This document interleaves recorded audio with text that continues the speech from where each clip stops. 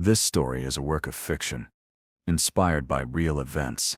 Names, dates, locations, and identifying details have been changed or dramatized to protect privacy and enhance the narrative. Any resemblance to actual persons, living or dead, is purely coincidental or used fictitiously. This content is intended for entertainment and educational purposes only. It does not aim to glorify crime, promote violence, or pass judgment on real individuals. Viewer discretion is advised. Some scenes may contain mature, disturbing, or triggering content. What you are about to watch could have happened anywhere, to anyone. It's inspired by real events. Whispers of truth, buried beneath layers of fiction. We've changed the names, the dates, the locations, but the emotions, the betrayal, the fear, those are real. This story is not meant to accuse, only to reveal, to make you question, who do you really trust? If stories like this keep you thinking, long after they end, hit subscribe, smash like, and drop your theory in the comments. Now watch closely, before the truth disappears again. It was the kind of day she never thought she'd see again. The sun poured through stained glass windows, painting the small Texas chapel in color and warmth. At 80 years old, she looked almost timeless, her silver hair pinned perfectly, her hands trembling as she held a bouquet of white lilies. Every step she took down that aisle felt like defying time itself. You're watching Newlywed 80-year-old and her 24-year-old husband, a love story that shocked Texas. If you believe every story has two sides, stay with me. Because by the end of this one, you'll question everything you think you know about love, trust, and what really hides behind a smile. Maggie Hensley had lived long enough to see the world change around her. At 80, she still woke early, still watered her roses before sunrise, and still wrote letters by hand, though there was no one left to send them to. Her husband had been gone nearly 2 decades. Her children were grown, scattered, their visits polite but brief. The quiet had settled into her bones, soft and suffocating. Every corner carried a voice from the past, but none that could answer back. Until the day she received a message. A stranger had found her through a community app for seniors. His profile picture showed a young man with a shy smile, and his message was simple: "You have the kindest eyes I've ever seen." His name was Tyler Reed, 24, polite, gentle in his words. He said he was looking for wisdom, guidance, and conversation. Maggie had laughed at that. But his charm, the careful way he listened, disarmed her. He told her stories of a hard life, of rebuilding himself after heartbreak, of searching for something real. And she believed him. Night after night, they talked. She found herself waiting for his messages, then for his voice. The loneliness that had weighed on her for years began to lift. He made her feel seen again, not as a grandmother or a widow, but as a woman still capable of being loved. When Tyler finally came to visit, he brought her flowers. He told her she looked radiant. The neighbors watched as he carried her groceries and opened doors for her. Some smiled. Others whispered. But Maggie didn't care. After so many years of fading into the background, someone finally looked at her like she mattered. He told her she made him believe in goodness again. She told him he'd given her back her youth. They began having dinner together every night. When he proposed, it was quiet, a ring slid across the table, his voice soft and trembling. "You deserve happiness, Maggie," he said. "Let me spend what's left of my life making sure you have it." Her heart, long dormant, woke like it had been waiting for that moment. They married a month later, beneath an oak tree behind her home. The guests were few: her church friend, her niece, 2 of Tyler's buddies who looked out of place in suits. Maggie wore pale pink and a trembling smile. Tyler held her hand the whole time, looking at her like she was made of light. For her, it was love. For him, it was opportunity. But no one could see that yet. Not even her. Tyler Reed had grown up chasing second chances. He'd worked in car lots, construction sites, and diners, always long enough to charm, never long enough to stay. He was handsome, articulate, the kind of man who could make anyone believe in him, at least for a while. But his charm was his only currency. He met Maggie at a time when he was living out of motels. A string of debts, an eviction, and a quiet desperation had followed him through his early 20s. When he saw her photo online, silver hair, warm smile, pearls around her neck, he saw something else too, safety. To his friends, he joked that he'd found a guardian angel. But as the months passed, the joke began to sound like a plan. Maggie was kind, trusting, and wealthy, a woman who believed that love could heal loneliness. And Tyler knew exactly what to say to make her believe it. He told her she gave his life meaning. He told her she made him feel like he belonged somewhere. And every time he said it, she smiled wider, unaware of how easily his words had been rehearsed before. When he moved into her home, he came with only 2 suitcases and an expensive watch she'd later learn he'd pawned twice. The neighbors noticed how fast things changed, her car now driven by him, her garden suddenly unattended, her bank errands now handled jointly. Tyler began talking about securing the future. He spoke in numbers, in terms of comfort, not love. "We need to make sure we're protected," he told her. "If anything happens to either of us, the other should be safe." She thought it was sweet. She didn't notice the fine print. The new life insurance policy bore both their names. In public, he was affectionate, hand on her shoulder, kisses on her cheek. Online, he was someone else entirely. Private messages to another woman, saved drafts of conversations, even pictures hidden in his phone, all waiting for a later story he hadn't yet told. Maggie still believed in the fairy tale. She posted photos captioned, "Love has no age." To anyone scrolling, they looked happy, the kind of happiness that made you question your own. But behind those photos was a quiet shift. Her laughter grew shorter. His phone stayed busier. He began coming home later, his excuses thin. One evening, as they sat on the porch, she asked, "Are you happy, Tyler?" He smiled. "More than I've ever been." But his eyes didn't follow his words. Because in Tyler Reed's world, happiness had always been temporary. And promises were just another form of persuasion. By early spring, the quiet rhythm of Maggie Hensley's home had changed. Laughter filled the kitchen again. The coffee pot brewed twice a day now, 1 cup for her, 1 for Tyler Reed. The house smelled of buttered toast and cologne instead of disinfectant and silence. For the first time in years, she felt like the walls were breathing again. Tyler was attentive in a way that felt disarming. He made her breakfast, opened her car door, called her "my girl" when no one was listening. Neighbors saw them holding hands on the porch, sitting together at sunset.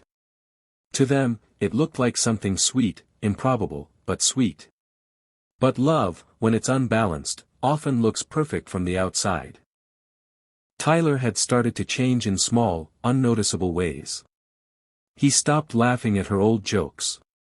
His compliments came less often, replaced by small corrections. "You already told me that," he'd say softly. "Don't worry, I'll take care of it." Maggie brushed it off at first. He was young, she told herself. Maybe he was stressed. He said he was taking on small construction jobs again, cash work, he called it, so she wouldn't have to worry about bills. But his hours grew longer, his stories vaguer, and his phone never left his hand. At church, her friends noticed she'd grown quieter. "You okay, Maggie?" they'd ask. She'd smile, polite but distracted. "Just busy," she'd reply, and quickly change the subject. Tyler began talking about the future. He said they needed to prepare, just in case something happened to either of them. "I want to make sure you're protected," he told her, his voice smooth, reassuring. He brought forms from the insurance office, small print, soft words. Maggie hesitated, but he squeezed her hand. "It's just planning, sweetheart. You trust me, right?" And she did. Because trust, once given, becomes its own kind of blindness. By May, her niece stopped hearing from her as often. Tyler said Maggie was resting more, saving her energy. He started answering the house phone himself. When her niece stopped by unannounced one afternoon, Tyler met her at the door, smiling too politely. "She's napping," he said. "Come back tomorrow." Inside, Maggie sat in her living room, unaware anyone had come. The house had grown quieter again, but it wasn't the same kind of quiet. This one hummed with tension.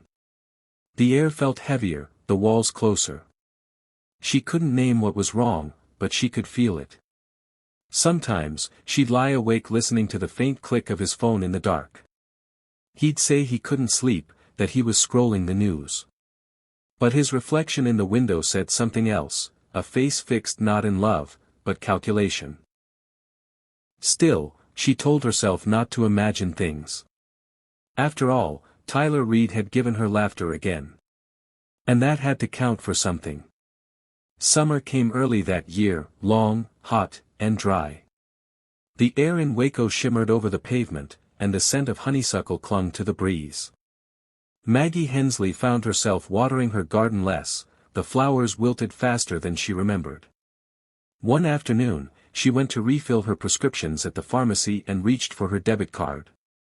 It wasn't in her purse. She checked again. Gone. She returned home confused, the Texas sun heavy on her shoulders. On the kitchen counter sat the card, next to a glossy white jewelry box and a receipt she didn't recognize. When Tyler walked in, she asked softly, "What's this?" He laughed, his voice easy. "Oh, that? Something for my cousin's fiancée. You'll meet her soon." He kissed her cheek before she could respond. She smiled faintly, but her stomach tightened. That night, she couldn't sleep. The ceiling fan buzzed faintly above her as she stared into the dark. For the first time since he moved in, she locked her bedroom door.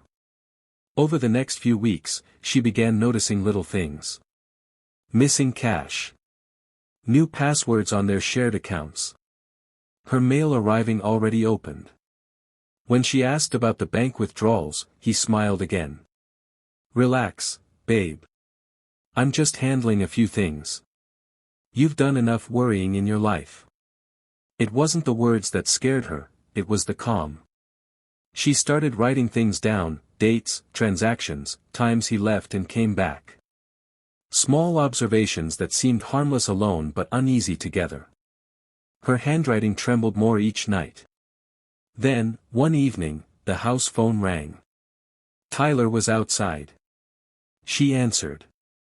A young woman's voice asked, "Is this Tyler's number?" Before Maggie could speak, the line went dead. She stood still for a long time. The air felt colder than the air conditioner could explain. When Tyler came back inside, he asked casually, "Phone ring?" She shook her head. "No." He smiled faintly, then picked up her hand. "You're shaking," he said. "You need to rest." He squeezed her fingers too long before letting go. The next morning, he brought her lilies. Her favorite flower. He set them in a vase on the dining table, where their fragrance filled the air, sweet, overwhelming, impossible to ignore. He began checking the mail before she could. He started helping with her medications, setting out the pills himself. "Don't worry, I've got it," he'd say. "You always forget which ones you've taken." She didn't argue.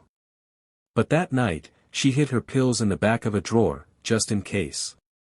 When her niece called, Tyler answered again. "She's resting," he said gently. It wasn't true. Maggie was sitting in the next room, staring at her reflection in the darkened window. Her face looked older than she remembered. Her eyes, smaller. Tired. She began to wonder when she had stopped recognizing herself. And whether love was supposed to make you feel safe, or small. The house was silent again. But this time, it wasn't loneliness that filled it. It was something colder. Something watching. By late August, the Texas sun burned white across Waco's empty streets. Inside Maggie Hensley's house, the air conditioner hummed against the heat. Tyler Reed sat at the kitchen table, a folder open before him, its edges perfectly aligned, insurance forms, bank statements, and policy updates. He called it Planning for Forever. But forever, for Tyler, had a date and a dollar amount. He'd been careful. Charming. Reassuring. He told Maggie it was routine, just updating beneficiaries, protecting their shared future. He laughed softly when she hesitated. "You're my everything," he said. "If anything ever happened to you, I'd want to take care of things properly." She smiled, warmed by the concern, unaware that each signature turned love into liability. Neighbors noticed he was always out during the day now. He told them he was handling paperwork for their investments. What he was really doing was checking waiting periods, payout clauses, and double indemnity clauses, learning how death pays better when it looks peaceful. He began managing her medication, telling her to take new pills to help her sleep. He kept her keys, handled her calls, and told her family she was resting more. From the outside, it looked like devotion. From the inside, it was consolidation. Still, Maggie kept writing in her notebook, names, dates, the numbers on the papers he brought. She could feel the edges closing in. Something was wrong, but she didn't yet have the courage to call it what it was: preparation. By the first week of September, Tyler's tenderness had turned mechanical. His gestures were still gentle, but the warmth was gone, a kindness rehearsed. He woke before her now, made breakfast she rarely ate, and insisted on giving her pills himself. When she coughed one morning, he smiled faintly. "You've got to take better care of yourself," he said. "We're not getting any younger." She nodded, forcing a laugh she didn't feel. He spent evenings at the kitchen table under the low hum of the ceiling fan, writing in his small notebook. Numbers. Dates. Calculations. The rhythm of his pen matched the tick of the clock, a countdown written in ink. Then came the phone call. Maggie overheard it by accident. He was in the hallway, voice low and even. "Yeah," he said. "It's finalized.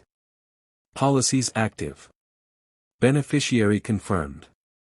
A pause, and then softer, 90 days. "That's all." Her breath caught. He looked up and saw her standing there. He smiled easily, the same way he always did. "Insurance stuff," he said. "You know me, overprotective." That night, she locked her door again. She didn't sleep. When morning came, he was waiting in the kitchen with flowers. White lilies. Her favorite. He set them down, kissed her forehead, and said, "You make my life worth living." But something in his tone was hollow, and for the first time, she didn't say it back. On a humid Thursday morning, the neighbor across the street saw the Hensley car backing out of the driveway. Maggie sat in the passenger seat, window rolled down, eyes hidden behind sunglasses. Tyler waved. It looked ordinary, the kind of moment no one remembers until it becomes the last. When Maggie's niece called that afternoon, Tyler answered. "She's fine," he said. "We're taking a drive." She needed air. His voice was calm, but the call ended too quickly. The next day, her niece tried again. No answer. By evening, worry turned into a visit. The house was locked, curtains drawn, the air inside stale. On the table sat a half-finished cup of tea and the faint scent of lilies gone sour. Police performed a welfare check that night. Tyler told them Maggie had left to visit an old friend in Temple. It sounded reasonable, until officers called the friend and learned she hadn't seen Maggie in years. A missing person alert was issued quietly, the kind reserved for cases that don't yet sound like crimes. 48 hours passed before a patrol unit found the car. Parked off a dirt road south of Waco. Empty. Inside, a handbag, her reading glasses, and one page torn from her notebook. "If anything happens, look at the papers." The first medical report listed Maggie's cause of death as natural. Her age, her medication, her health, it all made sense on paper. Tyler's story was heartbreakingly believable. She fell asleep, never woke up. Detectives were ready to close the file until a coroner's assistant noticed something small, bruising along the jawline inconsistent with natural death. She flagged it. The file reopened. Toxicology revealed high levels of sedatives. Not overdose, administration. Someone had given her the pills. And her prescriptions had been refilled the week before by someone other than her doctor. That's when the pattern clicked. Her will updated. Insurance doubled. Bank accounts merged. Every legal document led back to one name, Tyler Reed. He thought he was untouchable. He'd played grief perfectly, soft voice, dark clothes, empty condolences. He'd even organized a quiet service that no one attended. But the neighbor had already spoken. The bank had already flagged transactions. The storm he thought he'd escaped was circling back, with his own paperwork as proof. Detectives brought Tyler in 2 weeks later. He arrived wearing the same black shirt he'd worn to the insurance office, pressed, unbothered. He shook hands with officers, called them, sir. The interrogation room was small and cold. The recorder clicked on. He repeated the story. She'd been sick, she'd taken her pills early, he'd found her the next morning. Detectives listened, nodding, writing nothing. Then they showed him the insurance documents. His own handwriting, the forged signature. The pharmacy logs showing he'd changed her prescriptions. The bank withdrawals dated the same week as her disappearance. For a moment, his eyes shifted, not fear, but irritation. He leaned back, smirked, and said, "You can't prove who gave her the pills. She was old. People die." But he'd already left his fingerprints on the bottle. Forensic accountants traced the pawn receipts, the second phone, the text message, soon. Everything will be taken care of. When confronted with it, his calm cracked. He slammed his hand on the table. "You think I did all this for money? She didn't care about me. She just wanted to talk about her dead husband's money." Silence. Then the detective said quietly, "So you decided to take it?" Tyler's breathing slowed. He didn't answer. The recorder kept running.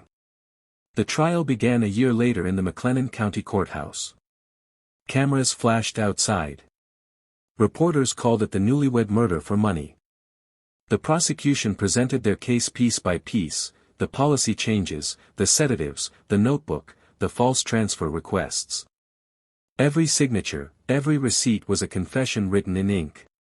Tyler sat expressionless, his charm drained to bone. The jury watched him closely as the prosecutor replayed his recorded statement, the moment he snapped, the words that sealed his fate. The defense claimed stress, confusion, even love. But the jury saw calculation. They saw a man who'd studied loss and found a way to profit from it. When the verdict came, the courtroom went still. "Guilty," the foreman said. "On all counts." Tyler Reed was sentenced to life without parole. The judge's closing words were brief. This was not a crime of anger, but of arithmetic. After the trial, Maggie's niece stood outside the courthouse holding a single lily. She believed love could save her, she said softly. But it was love that ended her. Maggie's home was later turned into a foundation office for senior financial protection. Her notebook, the one she filled in shaking handwriting, now sits framed in the entryway. Each year on the date of her wedding, neighbors still leave white lilies by the porch. They do it quietly. No words, no speeches. Because the story already speaks for itself. A woman who trusted too deeply. A man who mistook love for a transaction. And a warning that forever is only as real as the heart that promises it. Maggie's story isn't just about betrayal. It's about awareness, about watching for the moment when care turns to control, and affection starts asking for access. Because exploitation doesn't start with violence. It starts with, "You can trust me." Tyler Reed's plan ended the same way most do, in handcuffs and silence. He never touched a dollar. But he still took everything that mattered. Because the most dangerous crimes don't happen in alleys. They happen across kitchen tables, with a pen, a smile, and a promise of forever. If Maggie's story meant something to you, share it. Someone out there might need this warning before they sign their own name. And if you believe every story like this deserves to be told, subscribe, stay aware, and never forget. Evil doesn't always knock. Sometimes, it just asks for your signature.